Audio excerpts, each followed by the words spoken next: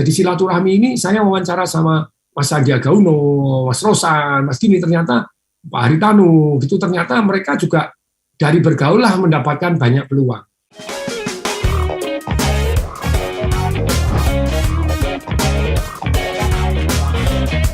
Anda sering dong mendengarkan pepatah atau kalimat bijak yang mengatakan kalau malu bertanya sesat di jalan ya. Nah, tetapi kita harus bertanya kepada orang yang tepat. Pernah nggak Anda merasakan Anda nanya sama orang yang nggak tepat, jawabannya juga sekenanya atau bahkan mungkin bikin kita jadi kesasar. Selamat pagi Smart Listener dan juga sahabat yang bergabung. Anda tengah menyimak Smart Business Talk. Saya sudah bersama-sama dengan Mbahnya Dahsyat. Selamat pagi Pak Tung. Ya, selamat pagi yang dahsyat Mbak Ola. Selamat pagi Smart Listener seluruh jagat raya yang saya cintai.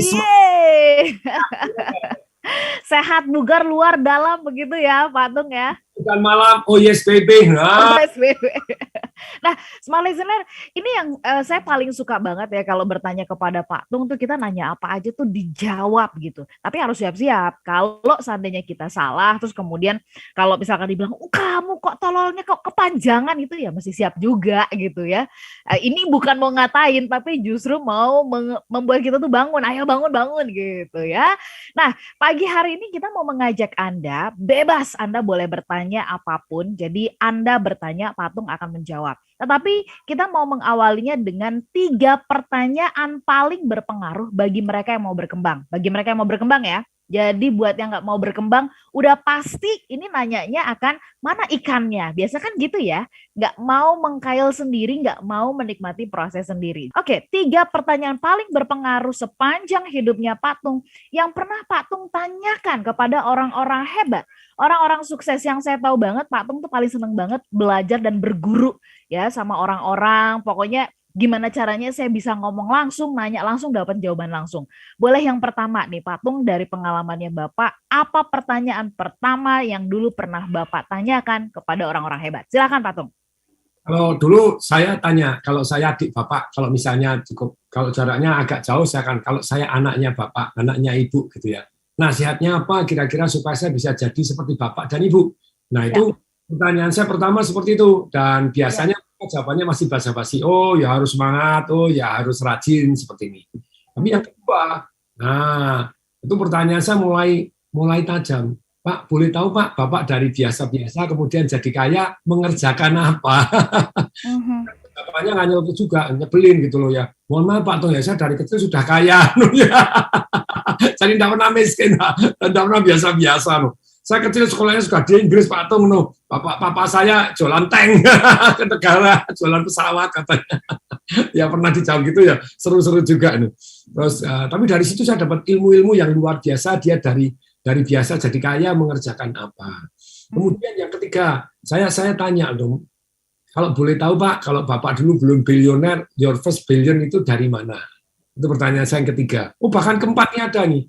Kalau Bapak tidak bisa meninggalkan apapun, hanya meninggalkan sekumpulan pesan kepada anak-anak Bapak tentang ilmu mencari uang atau mengelola uang, kira-kira nasihatnya apa? Nah ini biasanya 4 pertanyaan yang saya tanya.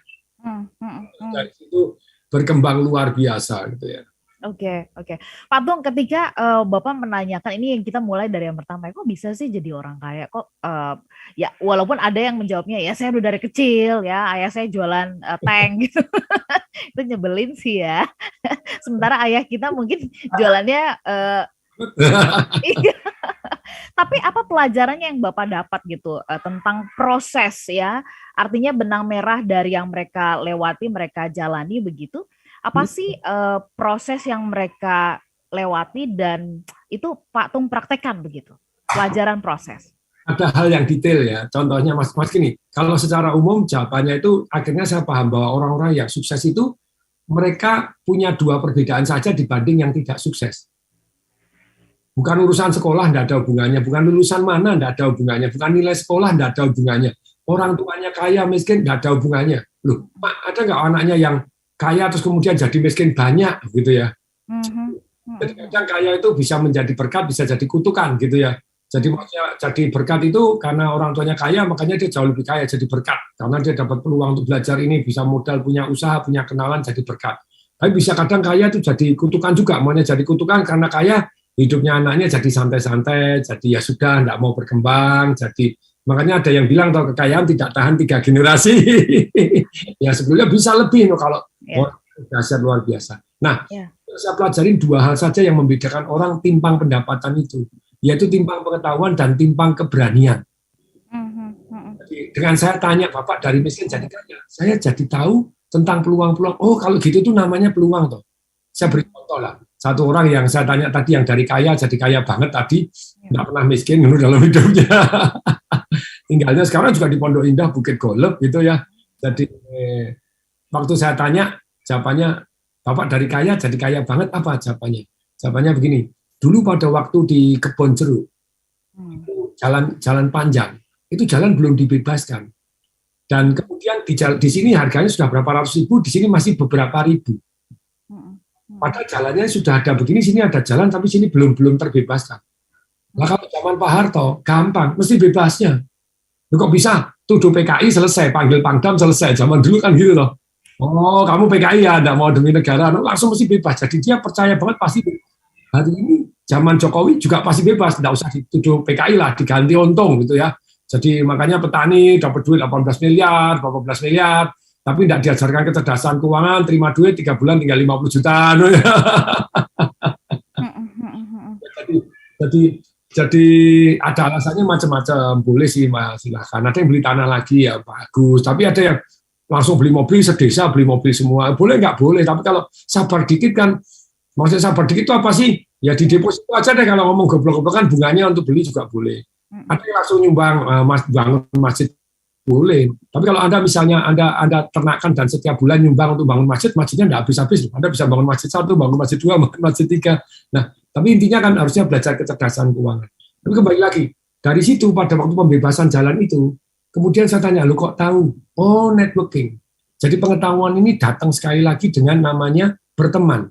Jadi saya percaya terhadap kata-kata silaturahmi, memperbesar rezeki, dan memperpanjang usia, saya percaya, tapi silaturahmi kepada orang-orang yang tepat, gitu loh. Ada silaturahmi kepada mohon maaf, kayak tadi misalnya, Anda bergaul dengan orang yang tukang minyak wangi, Anda kecipratan, wangi. Anda bergaul dengan preman, Anda ikut jadi preman. Anda bergaul dengan para kiai, Anda dapat wisdomnya para kiai, no. Tapi para kiai yang ngomporin Anda ya terbakar juga, kan gitu loh ya. Jadi hati-hati dekat dengan siapa, jadi dekat dengan orang bijaksana, minimal kecipratan wisdomnya lah gitu. Nah ini sama. Jadi silaturahmi ini saya wawancara sama Mas Sandiaga Uno, Mas Rosan, Mas Dini, ternyata Pak Haritanu, gitu, ternyata mereka juga dari bergaul lah mendapatkan banyak peluang. Makanya jadi pengetahuan itu dan peluang banyak didapat dengan silaturahmi. Jadi Anda masih miskin, ya jangan di rumah terus, problem nih. Padahal stay home. Stay home. COVID. Tapi ya Anda bergaul dong, tetap say hi, telepon, WA, bergaul lah dengan orang-orang yang Anda ingin, yang Anda tren. Jadi ingat, beda sekali yang namanya orang tidak bergaul dengan yang bergaul. Dan pergaulannya dengan siapa? Hati-hati loh. Steril kepada satu orang, ya Anda steril. Bergaul dengan orang yang beda pendapat juga boleh. Iya. Namanya tabayun kan gitu loh ya. Iya, oke.